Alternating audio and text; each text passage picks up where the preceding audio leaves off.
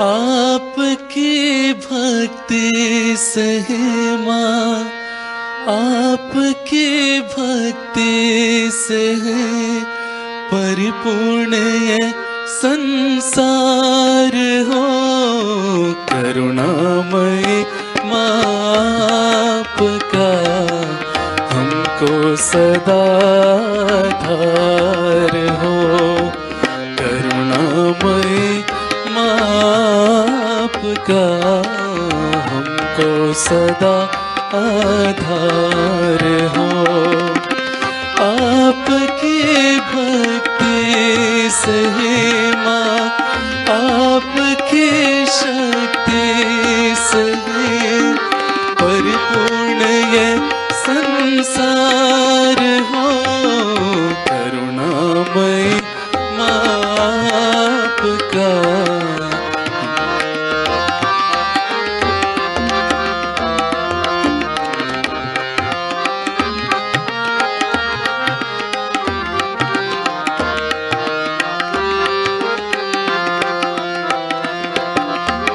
माता पिता बंधु सखा, माँ ज्ञान हो माँ प्राण हो।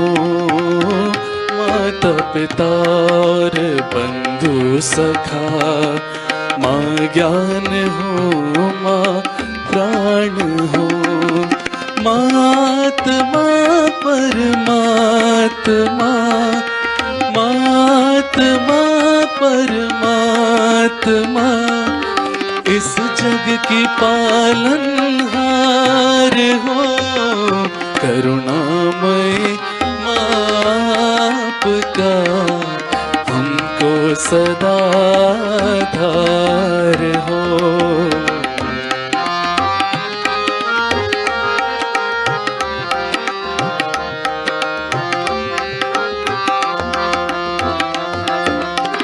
अहंकार प्रति अहंकार से हमको बचाना माँ सदा। अहंकार प्रति अहंकार से हमको बचाना माँ सदा। शुद्ध और निर्मल हमारा, शुद्ध और निर्मल हमारा सर्वदा आचार हो। करुणामय माँ आपका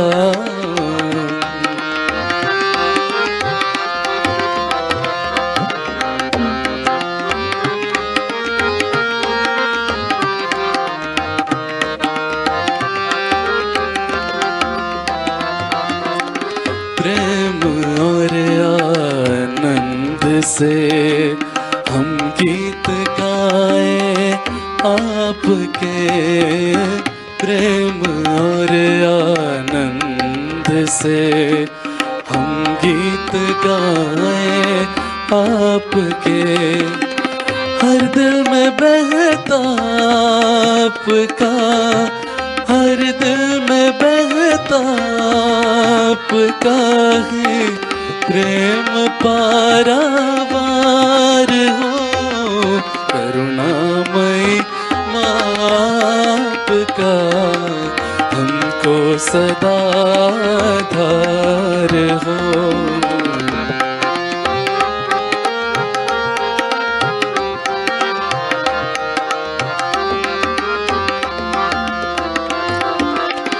आपके आशीष से ही बह चली है सहज धारा। आपके आशीष से ही बह चली है सहज धारा।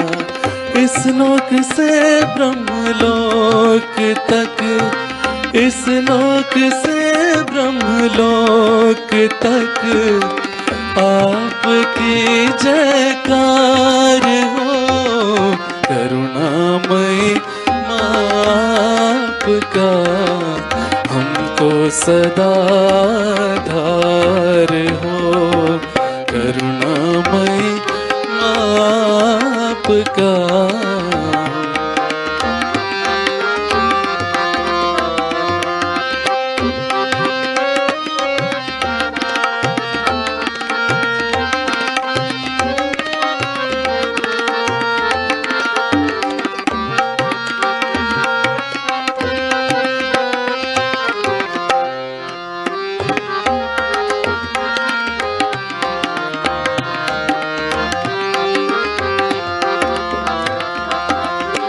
वंदना कर सुमिरन करें, पूजन करें माँ आपका।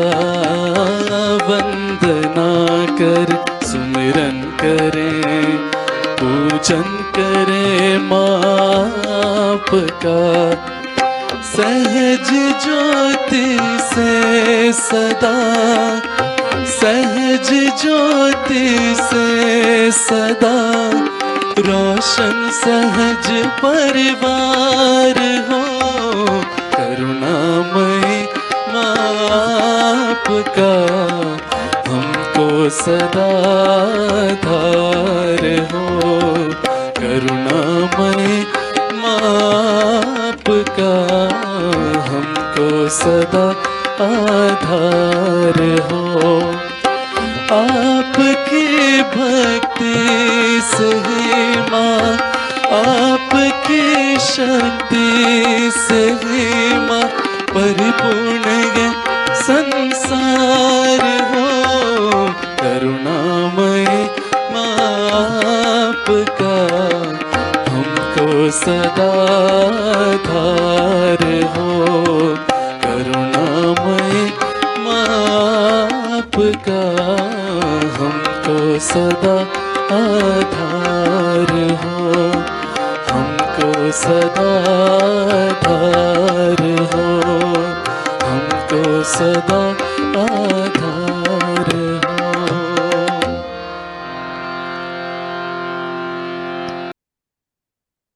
देश माता जी, सभी का स्वागत है इस आनंद की यात्रा में। आनंद भी कौन सा, योग के माध्यम से श्री माता जी निर्मला देवी के आशीर्वाद के द्वारा योग की एक इतनी सुंदर विधि जो सहज और सरल है, जिसे हर व्यक्ति कर सकता है, जिसे करने के लिए कोई विशेष उपक्रम करने की जरूरत नहीं है। जैसे हैं वैसे ही जीवन को और सुंदर ढंग से चलाने की कला है सहज योग। संतुलित ढंग से और पूरी तरह से प्रमाणित भी। प्रमाण इस तरह से कि जब आपका योग घटित होता है, योग की यदि डेफिनेशन देखें तो इतनी सी होती है, जुड़ना। किससे जुड़ना? इस अंदर का उस बाहर वाले से जुड़ना, कनेक्ट होना। तो जब हमारा उस सर्वव्यापी शक्ति से, जो कण कण में है, अणु रेणु में है, योग घटित हो जाता है, तो उस शक्ति को हम अपने दोनों हाथों पर और सिर के ऊपर तालु भाग पर अनुभव कर सकते हैं। यह अनुभूति इतनी सुंदर है जिसका वर्णन हर धर्म में किया है। तो हिंदू धर्म में आदिगुरु शंकराचार्य ने इसका वर्णन किया है अपने सौंदर्य लहरी नामक ग्रंथ में, कि जब माँ की कृपा होगी तो सलीलम सलीलम, ठंडा ठंडा चैतन्य महसूस होगा। बाइबल में इसके बारे में लिखा है कि जब होली घुस आएगी तो कूल ब्रिज आप महसूस करेंगे। मुस्लिम धर्म में इसे रूह, तो पातंजल ने इसे ऋतंभरा प्रज्ञा और नानक साहब ने इसे अलख निरंजन कहा है। और भी बहुत सारे धर्मों में इसका नाम तो है, पर इस शक्ति को जागृत करना बहुत ही कठिन काम था, इसलिए कोई भी इसकी जागृति की बात नहीं करता था। सभी लोग कहते थे थोड़ा पूजा पाठ, व्रत उपास, दुआ, प्रेयर, बस यही कर लो। परंतु ये वक्त आ गया है और बहुत ही खास वक्त, ये ब्लॉसम टाइम है, पहाड़ का वक्त। तो जो संत साधु गिरी कंदराओं में बैठकर तपस्या कर रहे थे, ऐसा भृगु संहिता में वर्णन है, वो हम आप जैसे साधारण लोगों के बीच जन्म लेंगे और अपनी कुंडलिनी शक्ति को मां के आशीर्वाद से जागृत करेंगे। जब एक व्यक्ति की यह शक्ति जागृत हो जाती है तो हजारों लोगों की जागृत कर सकता है, जैसे एक दिए से हजारों दिए जल सकते हैं। बिल्कुल इसी तरह से सहयोग का कार्य भी होता है कि जब एक की जागृत हो जाए तो औरों की भी कर सकता है कुछ समय की प्रैक्टिस के बाद। और यह कार्य आज पूरे विश्व में 102 और 2 से 4 इस तरह से चल रहा है। इस तरह से 180 देशों में सहयोग फैला हुआ है। मेरे जैसे हजारों लाखों लोग इस कार्य में लगे हुए हैं अपने-अपने स्तर पर और प्रमाणित है इस तरह से कि जो शक्ति परमात्मा की निराकार शक्ति आपके हाथों से बहने लगती है, ठंडी या गर्म हवा के रूप में, उस शक्ति को हम अपने जीवन में बहुत सारी जगह काम में ले सकते हैं। और इस शक्ति के ऊपर बड़े-बड़े साइंटिस्ट और डॉक्टर्स रिसर्च करने में लगे हुए हैं। काफ़ी बुक्स प्रकाशित हुई हैं और डब्ल्यूएचओ में इसके शोध भी प्रकाशित हुए हैं कि जब आपके अंदर बैठी आपकी अपनी माँ कुंडलिनी जागृत होती है और आप उस सर्वव्यापी शक्ति से जुड़ते हैं, तो वो शक्ति आपके जीवन में कहाँ-कहाँ मदद करती है। आपके अंदर की दशा में क्या कॉस्मिक चेंजेस आते हैं। तो जब हमने ये योग स्कूल कॉलेजों में जाकर कराया, तो बच्चों के रिजल्ट तो अच्छे हो गए, ईक्यू, आईक्यू, मेमोरी यह सभी कुछ। परंतु जो सबसे बड़ी चीज़ देखी थी बच्चों में, वो थी संस्कार। हम सब कुछ खरीद सकते हैं पर संस्कारों को नहीं खरीद सकते और उसी की कमी हो रही है। इस देश में यदि परिवर्तन करना है तो संस्कार तो डालना ही होगा। हर बच्चे के अंदर, हर व्यक्ति के अंदर। और ये कार्य इतना बड़ा है, इतना अनमोल है कि इसका कोई पैसा नहीं लिया जा सकता। इसलिए सहयोग आज पूरे विश्व में पूरी तरह से विनामूल्य फैला है।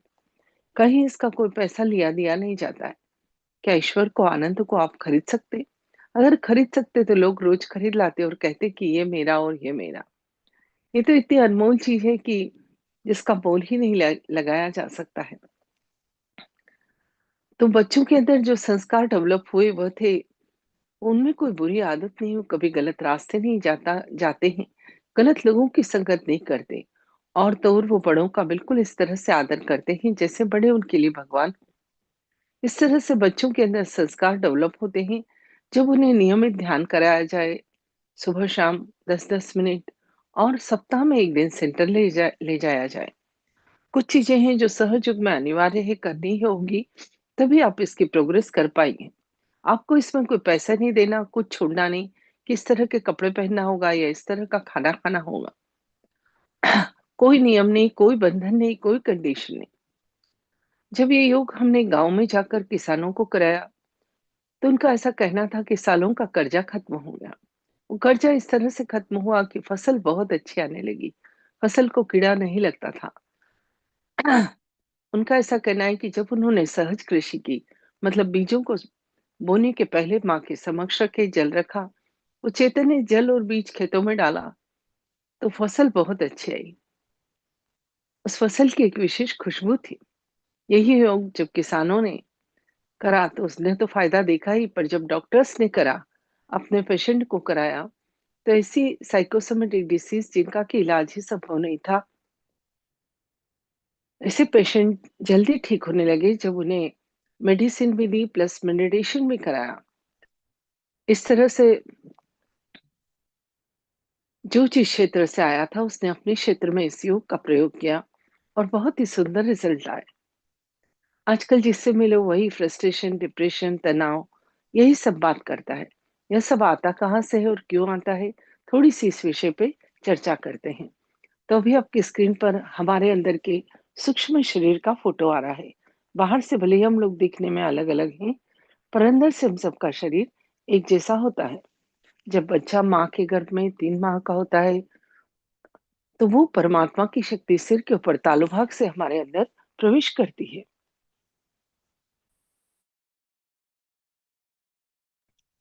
और 3 नाड़ी और 7 चक्र बनाती है।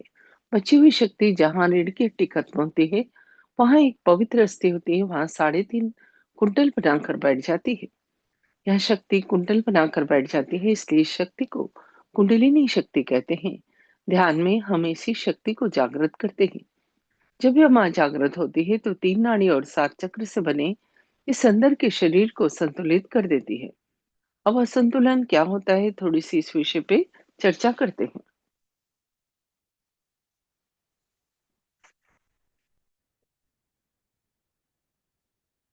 इस कुंडलिनी शक्ति को प्योर एनर्जी भी कहते हैं।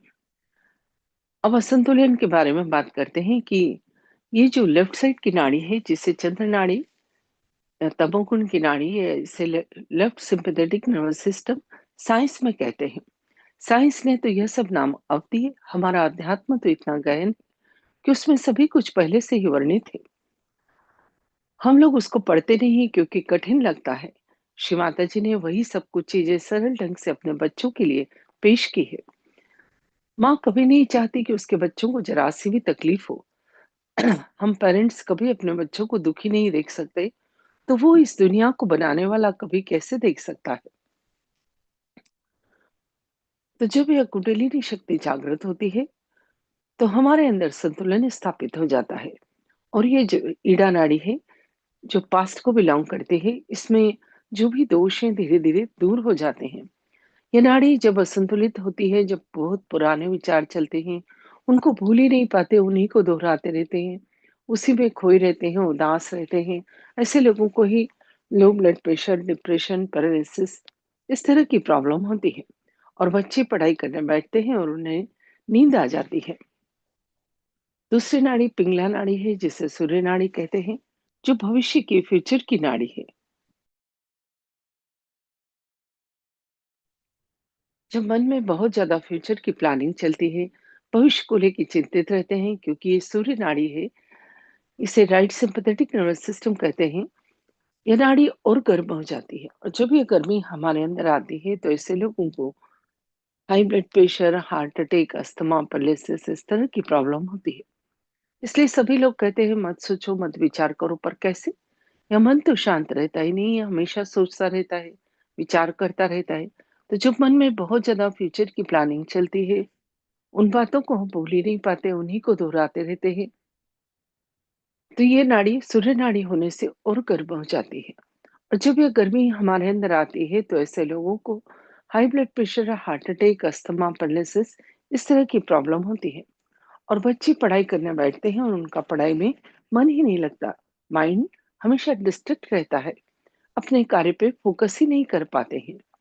तो जब हम योग करते हैं, कुंडलिनी शक्ति को जागृत करते हैं, तो उसका रास्ता होता है ये मध्य नाड़ी, सुषुम्ना नाड़ी, जिसे कि पैरासिम्पैथेटिक नर्वस सिस्टम कहते हैं, जो प्रेजेंट की या वर्तमान की नाड़ी है। जब इस शक्ति का जागरण होता है, तो जो साधक ध्यान करता है, उसका चित्त धीरे धीरे वर्तमान में या प्रेजेंट में आ जाता है। जब चित्त वर्तमान में आता है, तो सबसे पहला फायदा होता है मन शांत और प्रसन्न हो जाता है। जब मन शांत और प्रसन्न होता है, तो विचार तो अपने आप ही कम हो जाते हैं।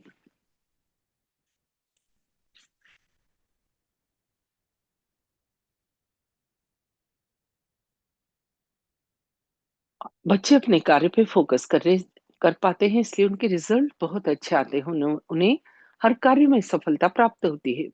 और हमारा मन प्रेजेंट में रहने से प्रसन्न रहता है। प्रसन्न रहते हैं, तो आधी से ज्यादा बीमारियां तो आप ही चली जाती हैं। और जब मन प्रसन्न रहता है, हम उदास नहीं रहते हैं, तो हमारे आसपास पॉजिटिव एनर्जी रहती है। हमारी आर्थिक, सामाजिक, भौतिक, स्वास्थ्य संबंधी सभी तरह की दशाओं में भी धीरे धीरे सुधार आ जाता है। अब बात करते हैं चक्रों की। ये फूल जैसे जो देख रहे हैं आप, ये शक्ति के केंद्र हैं हमारे अंदर। ये चक्र असली में नाड़ियों के गुच्छे हैं, जो शरीर के अलग अलग ऑर्गन्स को कंट्रोल करते हैं। हर चक्र की एक क्वालिटी है। जब कुंडली शक्ति जागृत होती है, तो इन चक्रों की क्वालिटी हमारे अंदर डेवलप होती है। क्योंकि जितने करोड़ देवी देवता हैं, सारे शरीर के अंदर ही हैं। और मुख्य मुख्य देवता मुख्य मुख्य चक्रों को संभालते हैं। तो जब कुंडली मां जागृत होती है, तो इन चक्रों पर उपस्थित सभी देवता जागृत होकर अपने आशीर्वाद हमें प्रदान करते हैं। असली में ये सभी देवता एक ही पेड़ पर लगे हुए गुरु, अंशावतार, पूर्णावतार, एक ही पेड़ पर लगे हुए अलग अलग फूल थे, जिन्हें लोगों ने तोड़ लिया और कहने लगे कि ये मेरा और ये मेरा। पर ये सब एक ही।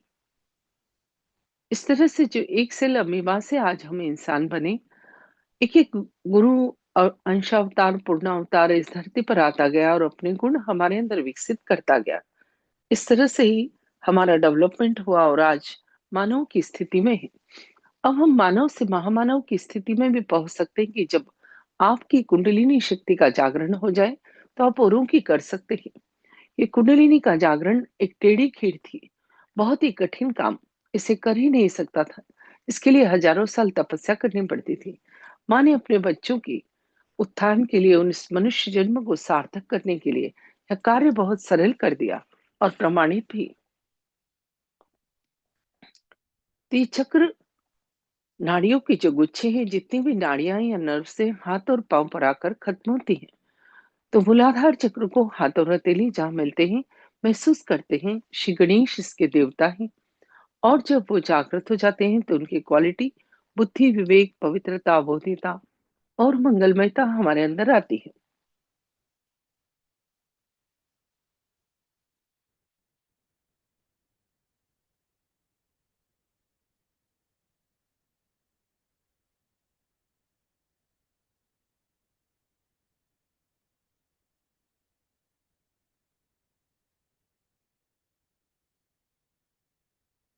साथ ही ये चक्र यौन संबंधी और मलमूत्र विसर्जन संबंधी ऑर्गन्स को कंट्रोल करता है।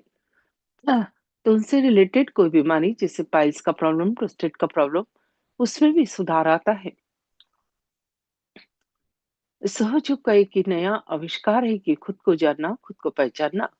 वो कैसे कि जब यह कुंडलिनी माँ जागृत होती है तो हर चक्र को नरिश करती है, उसे खोलती है, उसके गुणों को हमारे अंदर जागृत करती है, और उनमें कोई दोष है तो वहां रुककर कार्य करती है।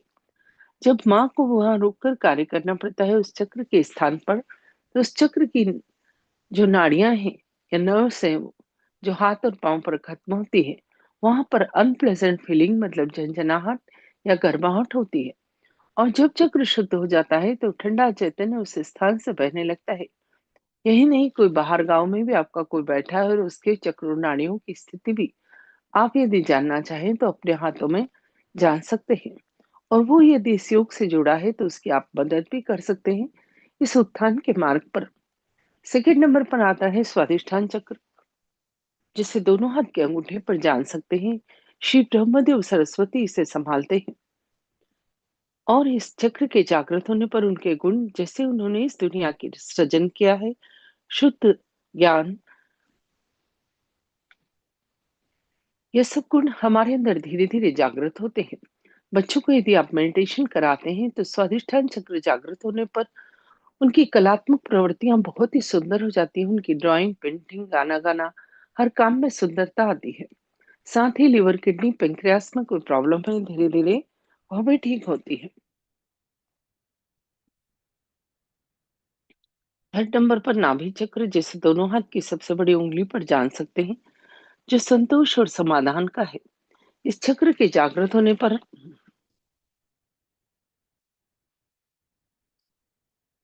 हमारे ऊपर लक्ष्मी की कृपा, पैसों में बरकत और पैसों का सुख उठाते हैं। पारिवारिक स्थिति में सुधार होता है, परिवार में प्रेम बढ़ता है। साथ ही पेट संबंधी कोई समस्या है, धीरे धीरे वह भी खत्म होती है। इसके बाद आता है भवसागर, जिसे वॉइड कहते हैं, गुरुओं का स्थान है। जो भी महान गुरु है, दत्तात्रेय, साईनाथ, उन सब का स्थान हमारे पेट में है। जब यह गुरु तत्व जागृत होता है तो हम अपनी बात को किसी को भी बहुत अच्छे से समझा सकते हैं। इसलिए बच्चों को जब आप मेडिटेशन कराते हैं तो बच्चे ग्रुप डिस्कशन, इंटरव्यू, वाइवा, भाषण प्रतियोगिता सभी दौर अव्वल आते हैं और पूरे कॉन्फिडेंस से अपनी बात व्यक्त करते हैं। जब जाने अनजाने में हम गलत गुरुओं के चक्कर में पड़ जाते हैं तब भी पेट संबंधी समस्या हमको सदैव बनी रहती है। इसके लिए एक शुभ ईटिंग की प्रक्रिया है जो आप कर सकते हैं, पर देख कर समझ कर करें। यूट्यूब चैनल पर सभी वीडियो डाल रखे हैं कि कैंडलिंग कैसे करना, शुभ ईटिंग कैसे करना, फूड सुक कैसे करना, बंधन कैसे लेना। तो आप चैनल सब्सक्राइब कर लेंगे तो सभी कुछ आपको देखकर देखने को मिल जाएगा और उससे आप समझ सकेंगे। सहयोग अंधविश्वास नहीं है, पूरा साइंस भी है और अध्यात्म भी। इसे पूरा समझ कर करिए तो आप ज्यादा आनंद में आएंगे और उसका रिजल्ट भी बहुत अच्छा आएगा। इसके बाद आता है हृदय चक्र, जिसे दोनों हाथ की छोटी उंगली पर जान सकते हैं। माँ जगदम्बा इसे संभालती है। और उनके जागृत होने पर उनकी क्वालिटी की पूर्ण सुरक्षा, आत्मविश्वास, ये सभी कुछ हमारे अंदर आते हैं। हमारा इम्यूनिटी सिस्टम स्ट्रांग होता है। रोगों से लड़ने की रोग प्रतिरोधक क्षमता हमारी बढ़ती है। जो बच्चे एग्जाम के समय बार बार बीमार होते हैं, कहीं ना कहीं वो बहुत डरते हैं। यदि उन्हें मेडिटेशन कराया जाए, उनका हृदय चक्र जागृत हो जाए तो उन्हें डर नहीं लगेगा, तो बार बार बीमार नहीं होंगे। जिन महिलाओं को ब्रेस्ट कैंसर की प्रॉब्लम है, कहीं ना कहीं अपने आप को बहुत इनसिक्योर फील करती हैं।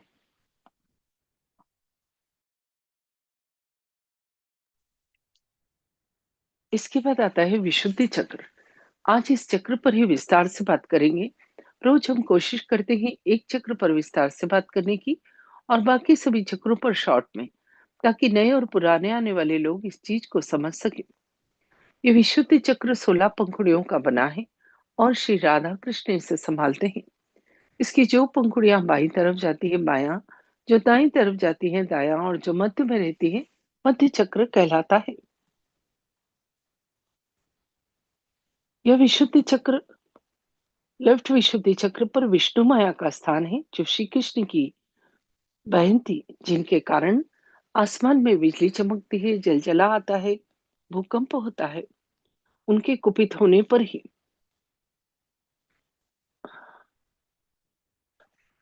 जब व्यक्ति की दृष्टि में अपवित्रता रहती है, किसी भी चीज को अंदर शुद्धता से नहीं देख सकता है, आदमी या औरत कोई भी, तो यह विशुद्धि चक्र लेफ्ट विशुद्धि खराब हो जाता है। तभी एंजाइना वगैरह इस तरह की प्रॉब्लम होती है।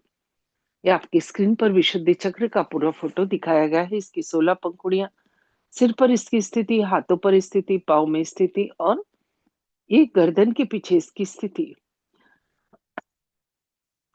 यह चक्र आकाश तत्व का बना है और इसके बारे में ये पूरी जानकारी आपको दी जा रही है। जब ये चक्र जागृत होता है तो हमारे अंदर क्या क्या क्वालिटी धीरे धीरे डेवलप होती है।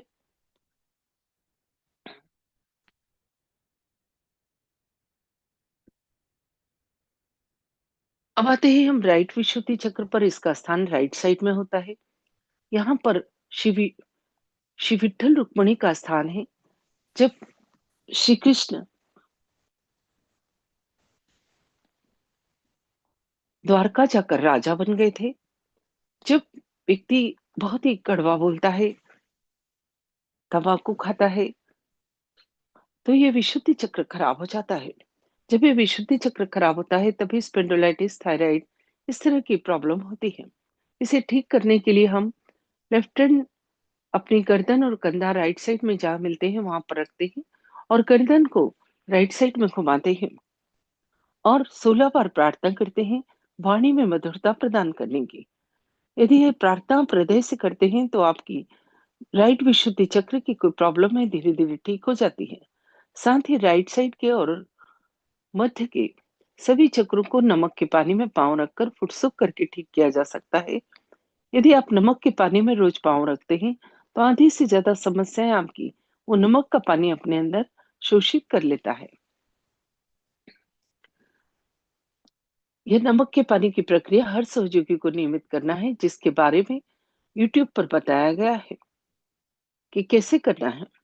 लेफ्ट विशुद्धि चक्र को ठीक करने के लिए हम राइट हैंड अपना लेफ्ट गर्दन और कंधा जहां मिलता है बायां, वहां पर रखते हैं दायां हाथ और गर्दन को दाईं तरफ घुमाते हैं।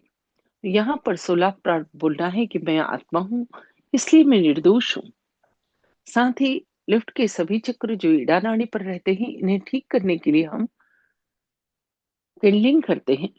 एक मोमबत्ती जलाइए लेफ्ट साइड में और उस पर अपना हाथ रखिए। कैसे करना है पहले सीख कर फिर करिए, तो आपके लेफ्ट साइड के सभी चक्रों जो ईड़ा नाड़ी पर रहते हैं, चंद्र नाड़ी पर होते हैं और ठंडे होने से खराब हो जाते हैं। जब इस नाड़ी में दोष आता है तो इसे गर्मी देकर ठीक किया जाता है। मध्य विशुद्धि चक्र पर राधा कृष्ण का स्थान है और उनके जागृत होने पर वाणी में मधुरता, व्यक्तित्व में आकर्षण, साक्षी भाव, डिवाइन डिप्लोमेसी, यह सब क्वालिटी धीरे धीरे हमारे अंदर डेवलप होती है। दोनों कंधों पर शील चक्र और ललित चक्र हैं और दोनों भुवों के मध्य हंसा चक्र है। जब हम कंधों को एक्सपोज करते हैं, खुला रखते हैं, विशेषकर स्त्रियां, तो तभी एक कंधे में प्रॉब्लम, गर्दन में प्रॉब्लम, यह सारी प्रॉब्लम होती है। बड़ा ही महत्वपूर्ण स्थान है इन चक्रों का हमारे जीवन में। इसलिए कहा जाता है कि कंधों को ढककर रखा जाए। दोनों भुवों के मध्य जो हंसा चक्र है वो सत्सद विवेक का है। जब उम्र से ज्यादा आपको काम करना पड़ जाए, आपके ऊपर ज़िम्मेदारी आ जाए, तो ये हंसा चक्र खराब होने से ही साइनस वगैरह इस तरह की प्रॉब्लम होती है। और जब ये चक्र ठीक हो जाता है, तो आपके अंदर सत-सत विवेक आ जाता है, निर्क्षीर विवेक। जैसे कि हंस दूध और पानी को अलग कर देता है, वही क्वालिटी हमारे अंदर धीरे-धीरे डेवलप हो जाती है। इस तरह से आज हमने विशुद्धि चक्र के बारे में जाना। अब कल हम आज्ञा चक्र के विषय में थोड़ी-सी जानकारी लेंगे। इस विशुद्धि चक्र को ठीक करने के कुछ और उपाय श्री माता जी ने बताए हैं कि आप मक्खन को दूध या गर्म पानी में डालकर रोज रात को पिएं कुछ दिनों तक, जब तक आपको इस चक्र में दोष आ रहा है।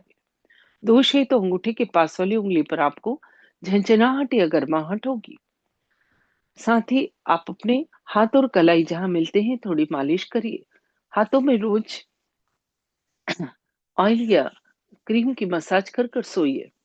अगर आपने बहुत मंत्र बोले हैं तो भी आपके हाथों पर वाइब्रेशन नहीं आते हैं, चैतन्य की अनुभूति नहीं होती, उसके लिए आप लेफ्ट हैंड शिव माता जी की तरफ करके राइट हैंड को गर्दन पर रखकर यदि आप 16 बार कहते हैं कि शिव माता जी कृपा करके मैंने जो भी मंत्र बोले हैं उन्हें सिद्ध कर दीजिए, तो आपका ये विशुद्धि चक्र का दोष भी निकल जाता है और आपके हाथों पर ठंडा चैतन्य महसूस होने लगता है। जिनके विशुद्धि चक्र में खराबी है वो वाइब्रेशन से चैतन्य को अनुभव नहीं कर पाते हैं। आज्ञा चक्र का स्थान हमारे कपाल पर होता है। कल इस चक्र पर ही विस्तार से बात करेंगे। इस चक्र की क्वालिटी है क्षमा करना, जो बहुत ही कठिन गुण था। बड़े बड़े ऋषि मुनि भी अपने अंदर यह गुण नहीं ला पाए, क्योंकि लेफ्ट नाड़ी राइट में और राइट नाड़ी लेफ्ट में जाकर यहाँ पर आकर इस चक्र को ब्लॉक कर देती है।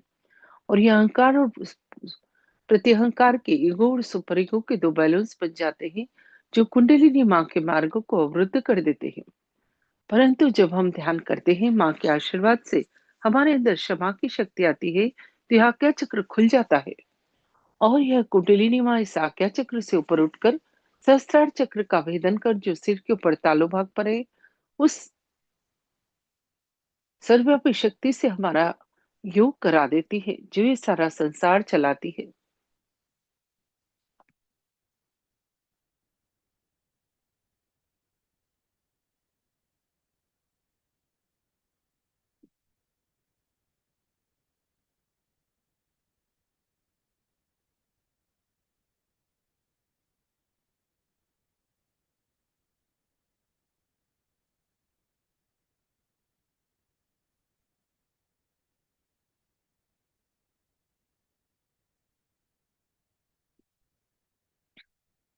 इस सहस्त्रार चक्र का स्थान सिर के ऊपर तालु भाग पर लिम्बिक एरिया में होता है।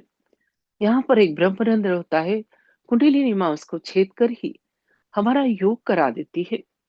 तभी हम इस कुंडलिनी शक्ति को जागृत करेंगे, जो हर व्यक्ति की व्यक्तिगत माँ है और जन्मों जन्मों से हमारे साथ है। इसका जागरण तभी होता है जब हमारे अंदर पुण्य कर्म पूर्ण हो जाते हैं और हमारी इच्छा होती है। ये एक शर्त है समझो की, सहयोग की, समझ लीजिए कि आपकी इच्छा होनी चाहिए। यदि मन में कोई शंका है, संदेह है, तो इस शक्ति का जागरण नहीं होगा, क्योंकि वो आपके अंदर विराजमान है और उसे सब पता है आप क्या चाहते हैं।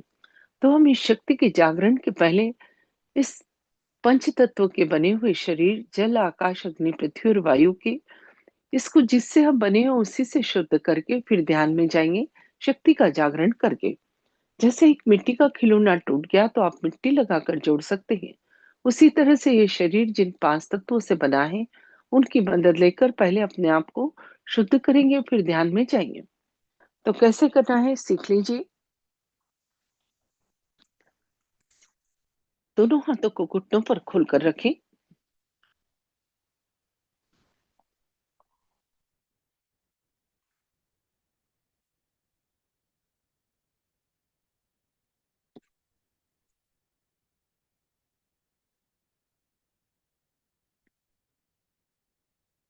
सबसे पहले सीधा हाथ या राइट हैंड धरती मां पर रखें, हथेली को चिपका कर।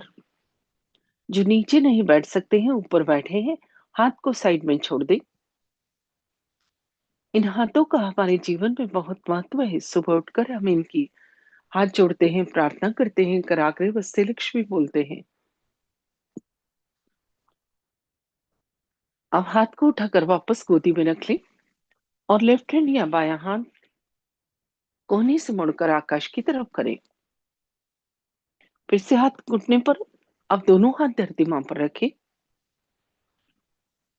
अब अपना दोनों हाथ घुटने पर खुले हुए, सीधा हाथ या राइट हैंड अपने हार्ट पर, यही हाथ अपने कपाल पर और यही हाथ सर के पीछे और यही हाथ सिर के ऊपर तालू पर। थोड़ा सा देख लीजिए।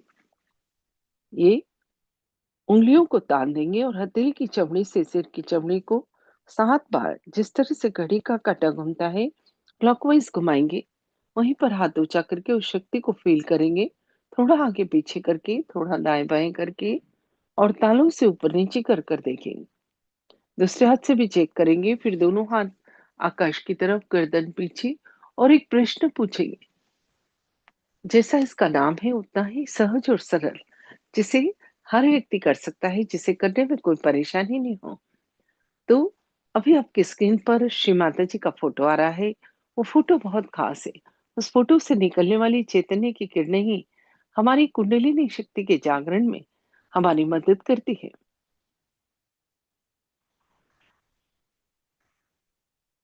ये फोटो बहुत खास है। इस फोटो का एक विशेष आकार प्रकार है। तो दोनों हाथ थोड़े से हृदय तक लाएं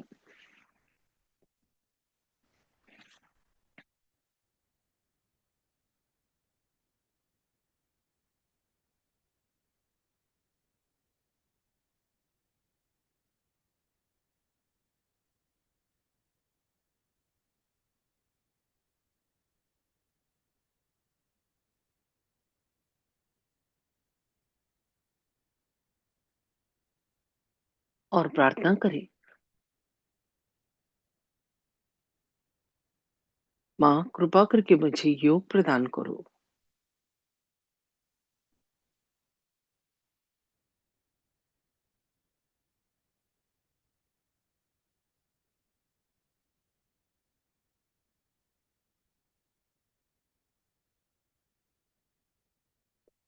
धीरे धीरे आंखें बंद, पीठ सीधी और दोनों हाथ घुटने पर खुले हुए, चित्त पूरा शांत।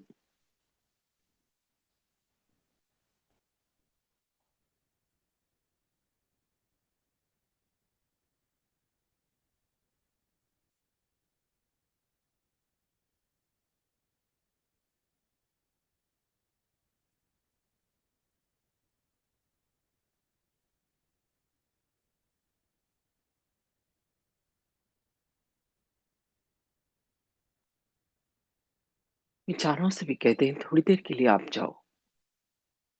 ये बहुत ही विशेष समय है, अपनी ही प्रार्थना से अपनी ही शक्ति का जागरण।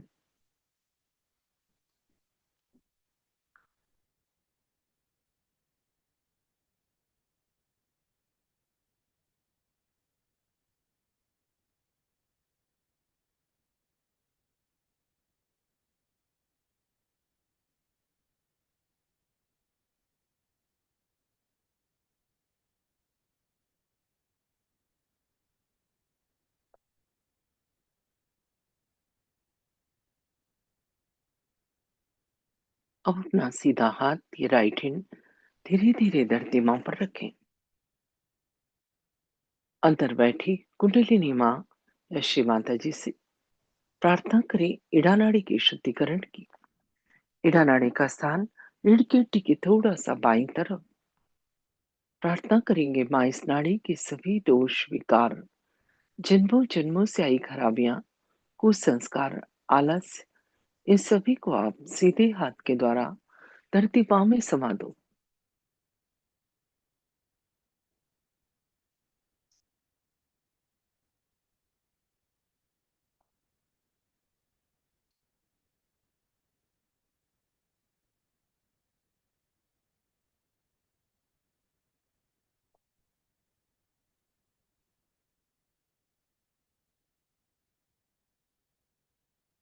आपको अनुभव हो सकता है कि राइट हैंड से कुछ निकलकर धरती में जा रहा है और लेफ्ट हैंड पर कुछ फील हो रहा है।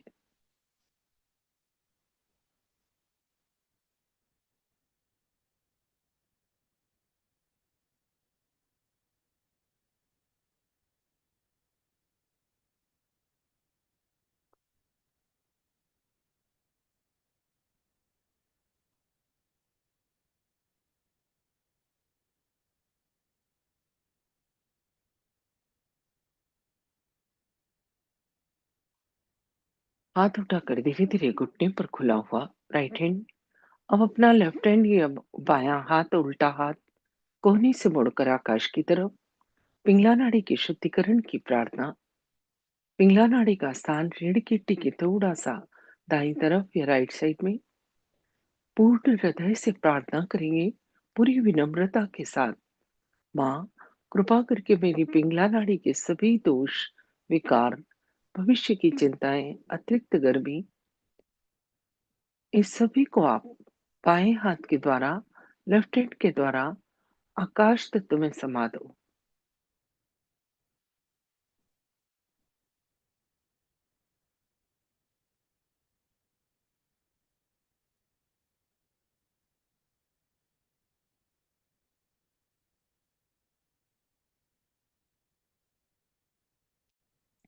हाथ धीरे धीरे वापस घुटने पर, अभी अपने दोनों हाथ धरती माँ पर।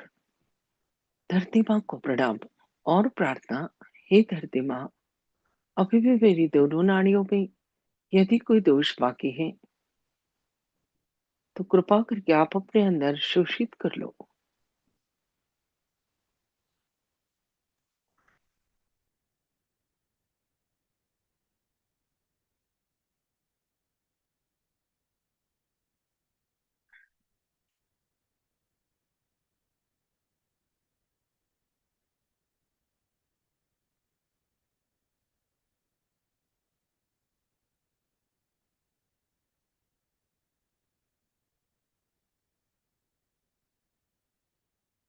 चित्त को मध्य नाड़ी सुषुम्ना नाड़ी पर लाएं, उसका स्थान रीढ़ की हड्डी के मध्य में।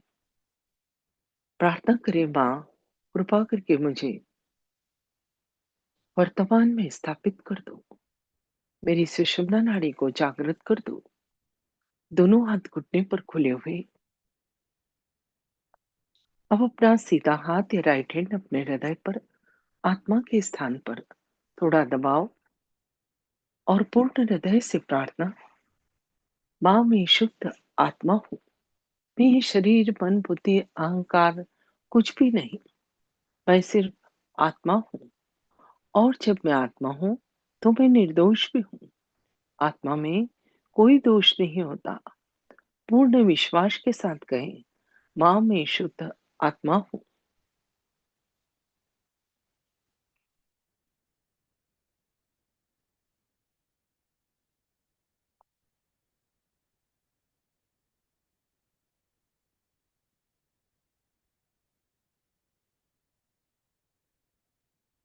जब हम इस तरह से कहते हैं कि मैं शुद्ध आत्मा हूँ, तो कुंडलिनी माँ बहुत प्रसन्न होती है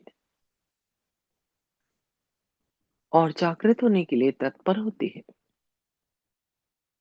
अब इसी हाथ को उठाकर अपने कपाल पर रखें, जहां बिंदी लगाते हैं।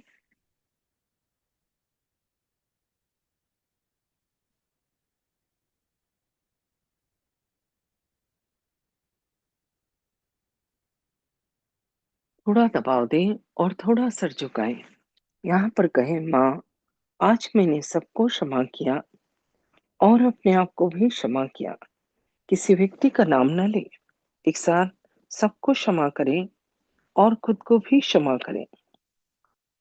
जब हम क्षमा करते हैं तो वो परमात्मा देखता है जिसने भी हमें तकलीफ दी है उसको। अब इसी हाथ को सर के पीछे रखें और गर्दन थोड़ी सी पीछे झुकाएं। यहाँ पर कहें, बात जाने अनजाने में उस परमात्मा की शान के खिलाफ यदि मुझसे कोई कार्य हुआ है तो क्षमा करो।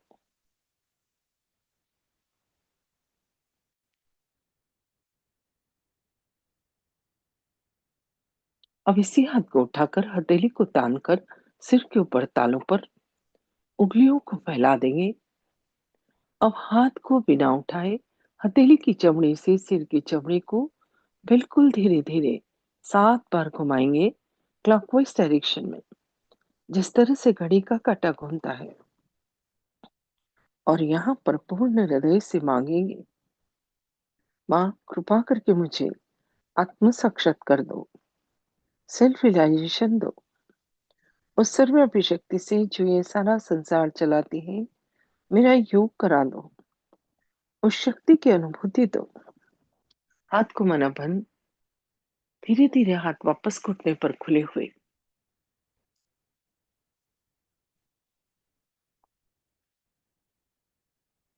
थोड़ी देर ध्यान लगाएं।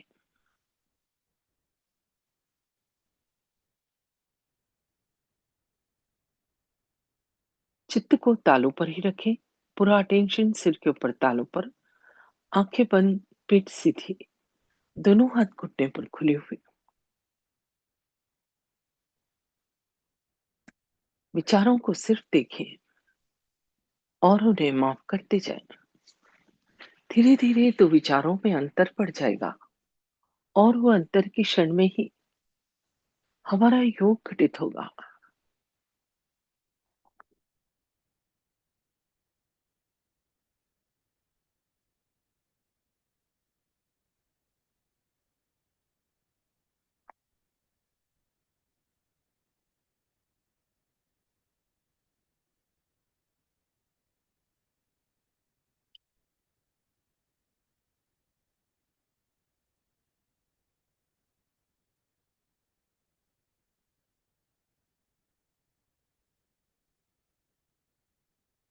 तो विचारों के बीच विलंब का क्षण ही महत्वपूर्ण है।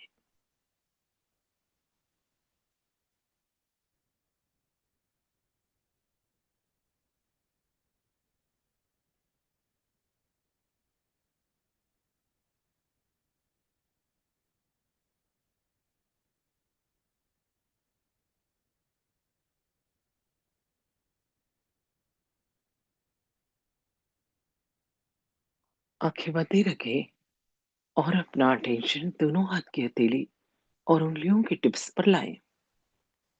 खाली अनुभव करें, क्या महसूस हो रहा है। आंखें बंद ही रखना है।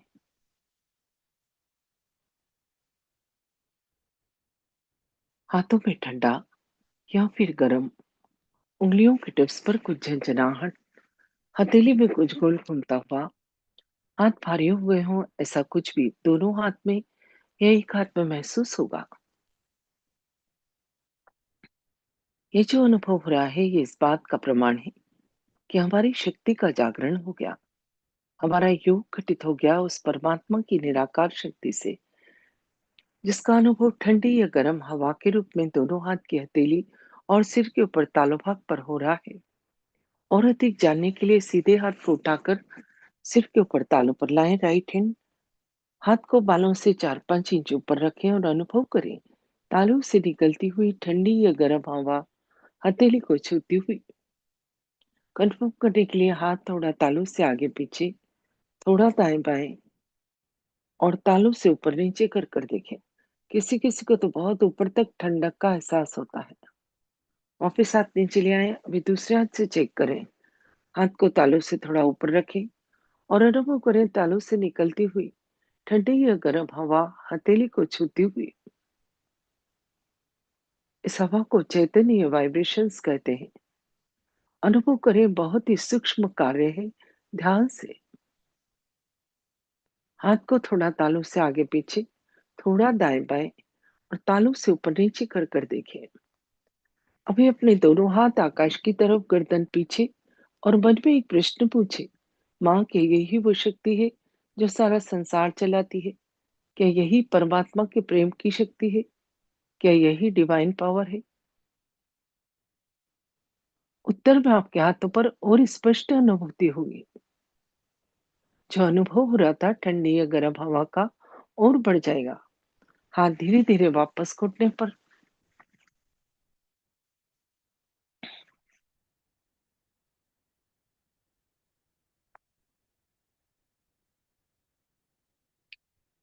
थोड़ी देर शांत बैठे, अपने अंदर देखें समय की स्थिति को। क्या मन शांत है, प्रसन्न है, विचार कम है? यदि इसका उत्तर हाँ है तो दोनों हाथ जोड़ लें। अंदर बैठी कुंडलिनी माँ और श्री माता जी को धन्यवाद स्वरूप प्रणाम करें। धीरे धीरे आंखें खोलें और अपने दोनों हाथ भी खोल लें। जय श्री माता जी। जिन्होंने भी आज पहली बार ज्वाइन किया या कुछ ही दिनों से आ रहे हैं, सभी से मेरी रिक्वेस्ट है, लगातार इस सेशन को तब तक अटेंड करें जब तक चक्रों नाड़ियों का ज्ञान और चैतन्य की अनुभूति नहीं हो जाती। उसके बाद आप हमारे गहन ध्यान का सेशन अटेंड कर सकते हैं, जिसकी जानकारी अभी आपको दी जाएगी। जय श्री माता जी। जय श्री माता जी सभी को। जो भी साधक आज पहली बार जुड़े हैं, आपसे विनती है कि कुछ दिन इस सेशन को आप ज़रूर देखें। धीरे धीरे सभी चक्रों और नाड़ियों की जानकारी आपको मिलेगी और इसी के साथ आपकी अनुभूति भी बढ़ेगी।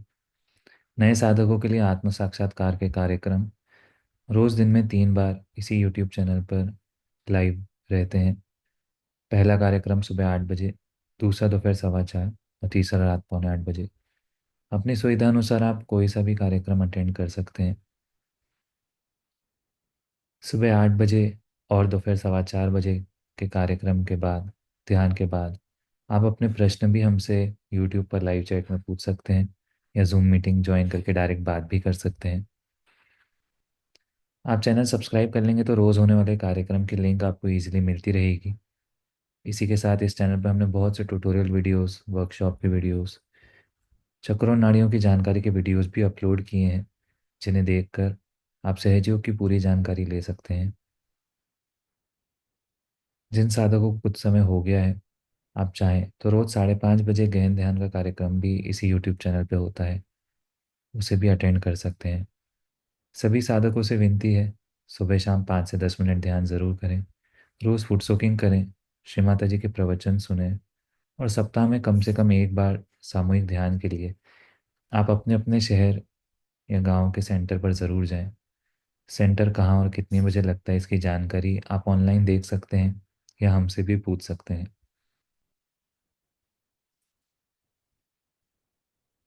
नए साधकों के लिए हम एक बार और बताना चाहेंगे कि आपके कोई भी प्रश्न है तो सुबह 8 बजे या दोपहर 4:15 बजे के कार्यक्रम में ध्यान के बाद आप अपने प्रश्न हमसे लाइव पूछ सकते हैं। सभी को जय श्री माता जी। आज का कार्यक्रम अब हम यहीं समाप्त करते हैं। आज के ध्यान और आनंद के लिए श्री माता जी को कोटि कोटि धन्यवाद, कोटि कोटि प्रणाम। जय श्री माता जी।